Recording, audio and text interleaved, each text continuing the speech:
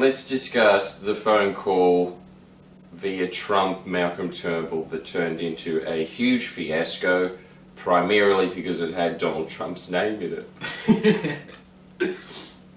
Yeah. I love how that became the news, but the only thing that people know about that phone call is that Malcolm got owned.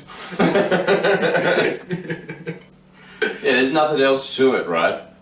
It was great. That and on top of it, apparently he spent 7 minutes talking about how massive his crowd was, trying to convince Malcolm Turnbull of this. Yeah, as if he was disputing it.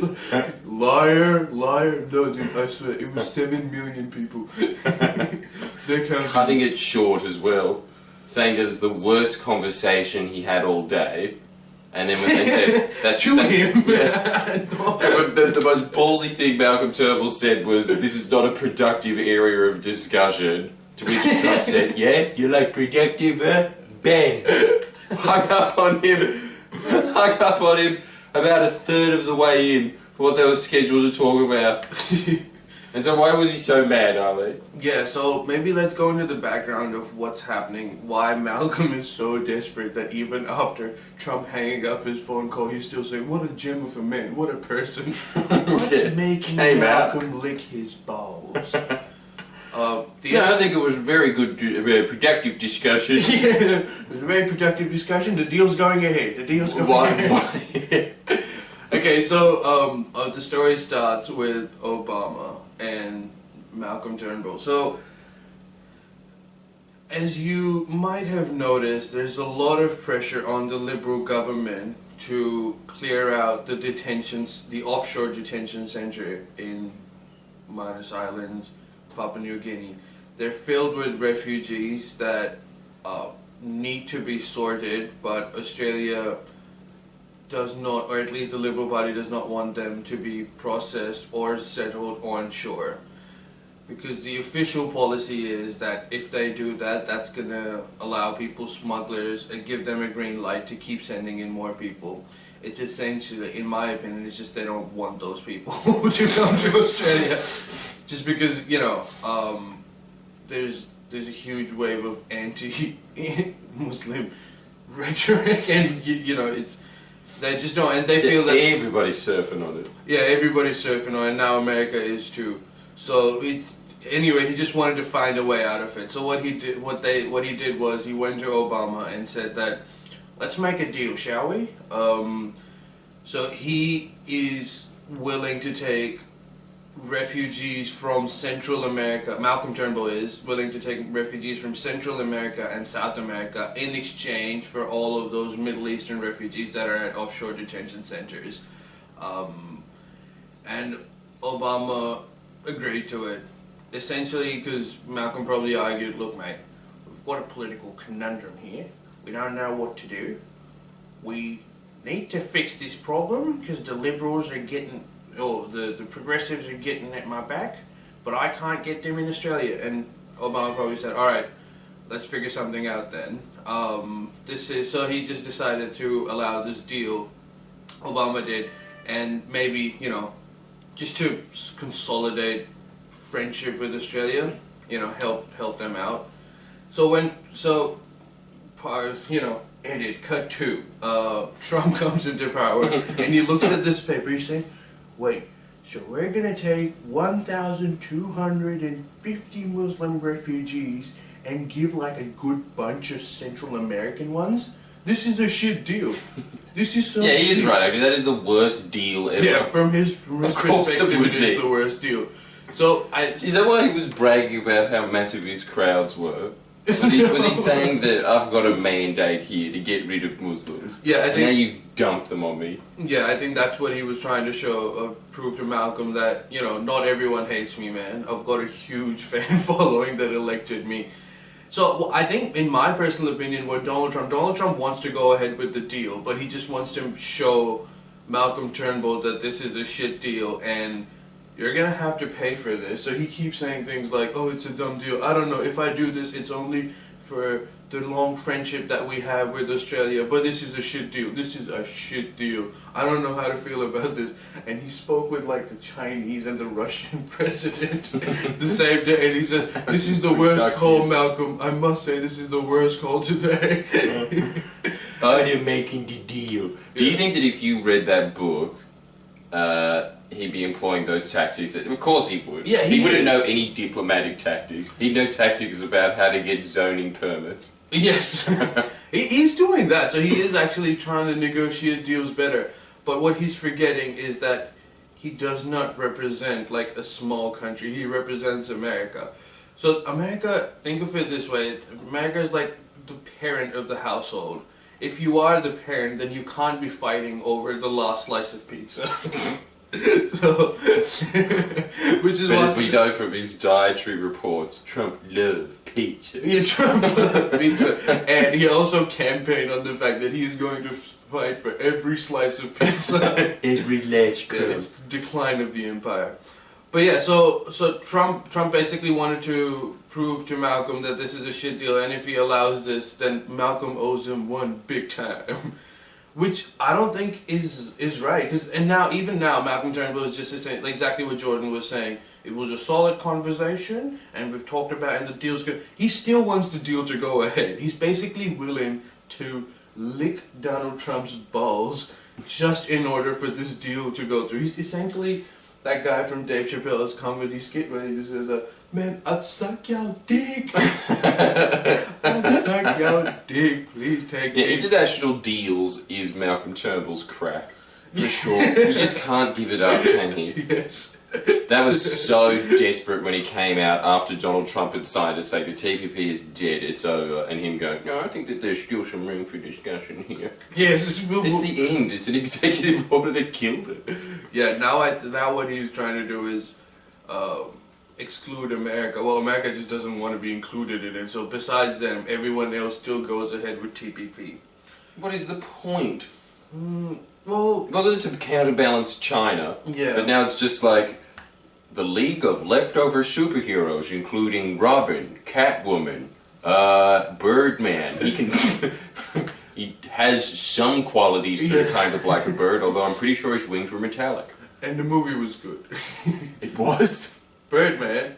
Yeah, it was fine. You have to stop having such a conventional taste in media consumption. I'm pretty sure Everybody loves Raymond. It's the Oscar. best TV show. Birdman. I'm pretty sure it won the fucking Oscar. Well, stand corrected then, Ali. It looks like you've finally grown up. Yeah. Yeah, so it's not just about countering China. Because dude, like all of these countries, all of the Western countries, like are in a state of stagnation. So they're finding any out of it through like turbocharged economic growth, and they think that TPP might be able to do it. Not because it lifts any trade sanctions, but it like secures intellectual property rights, and it's supposed to, I don't even know how this is going to happen, but it's supposed to spur innovation and growth through like knowledge-based economy. So that's why he's still trying to he's still hoping that will go through, but at least not for now, at least not until Trump's there, because even if he tries to do it, the deal's just not going to be as effective as it was during if America was owning the leadership of it. So yeah, because who's the leader now? Argentina. I think Malcolm wants to be the leader. I think he's the only one who still said, "Come on, boys, let's do it." So desperate for a legacy. I know, and even so desperate for this deal. So we've now reached a position where he's willing to take shit from the Americans just so that he can get a small political victory. And there's a lot of foreign policy analysts in Australia that are saying that he shouldn't be doing this because they're arguing that if Trump lets this deal go through, he is going to eventually ask for a favor back that might not be in Australia's interest. So another military campaign in the Middle East perhaps, which nobody really wants. How does that equate? I suppose we have to do it anyway, though. Isn't that what's in the ANZUS Treaty? But no, it doesn't have to be. How does that help us? When has America ever helped us? Even in World War II, Yeah. they kind of just used us as a base, right? And even It was just we were there and we kind of benefited from them. But it wasn't a direct thing of just a friend indeed, a friend indeed. so bullshit. Because just remember, like during the Iraq War, the French refused America for a military campaign for a little while, and they changed the name of French fries to Freedom Fries all over America.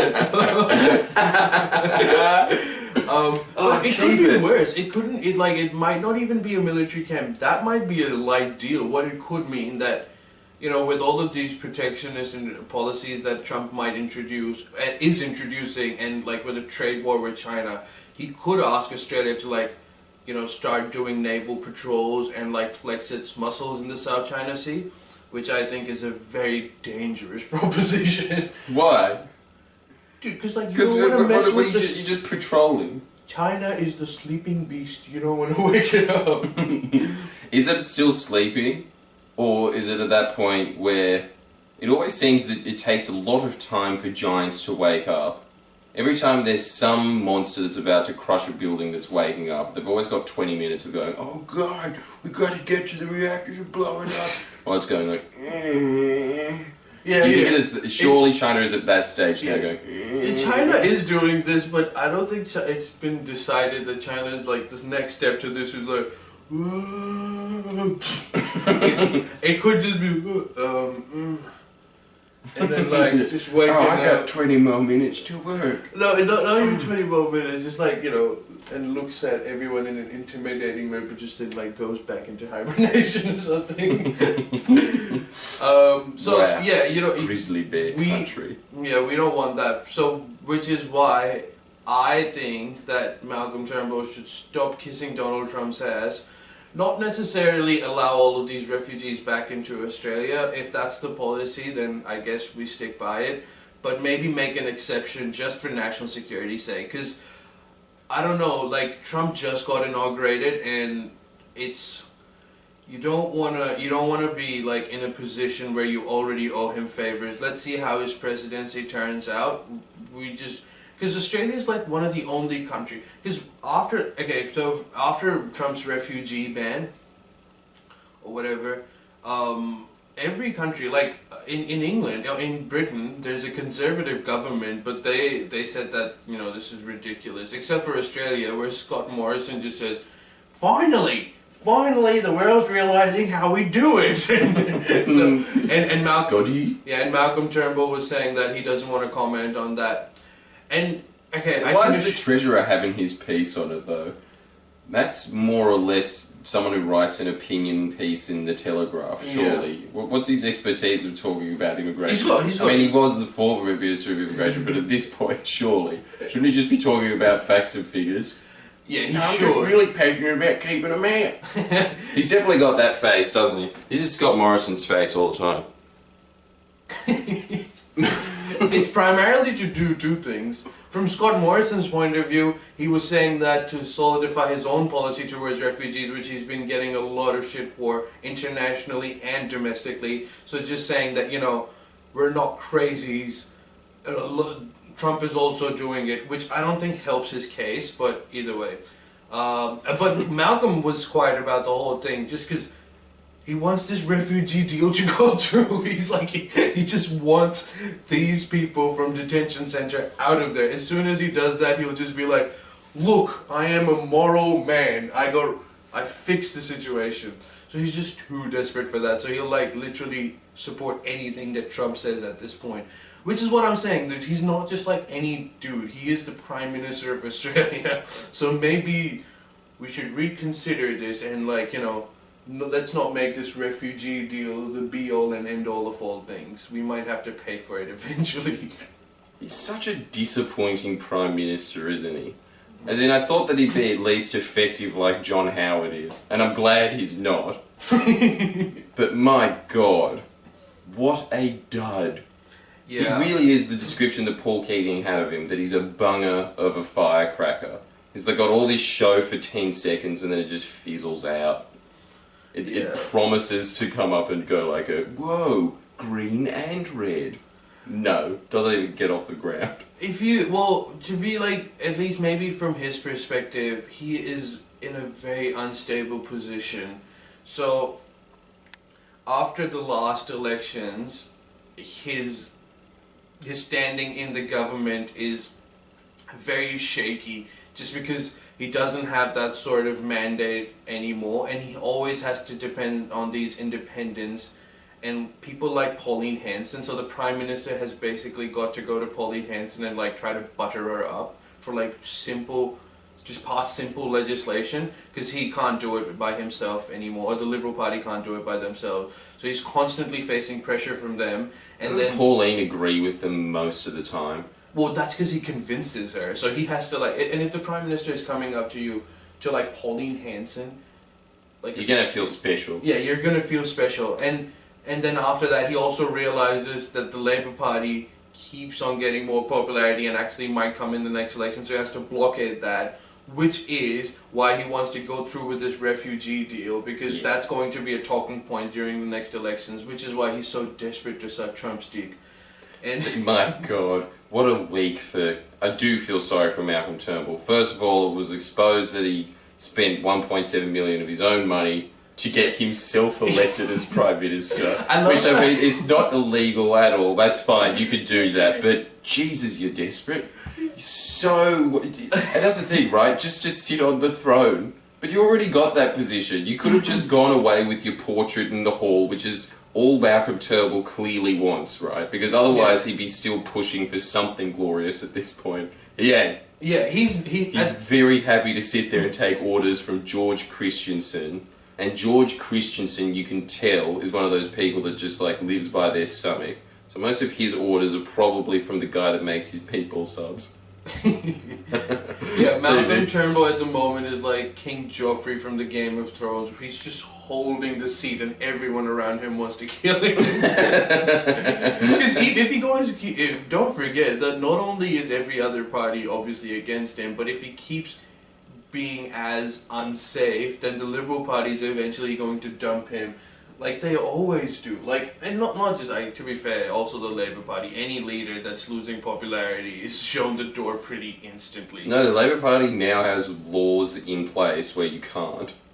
So if they have a really unpopular dud, you know, I'm not pointing fingers at Shorten. He's more popular than Malcolm Turnbull. Hey, he did pretty well in the last election. Like, you've got to give he's a very effective opposition leader. This is what I'm always saying, but the thing is that everybody has the perception that he's a dud. Yeah, purely because he's got a weak, triggering voice. There's nothing you can do about that. Yeah, and you're stuck with that. He's the guy who made Malcolm's life miserable right now, so from his perspective, he was pretty effective. I suppose, actually, yeah, the way to make him more effective would be to put auto-tune on everything he says. Anyway, probably should just start the next one. See you whenever that's released. It'll probably be released half an hour afterwards when we're going like, oh shit, this isn't getting any views.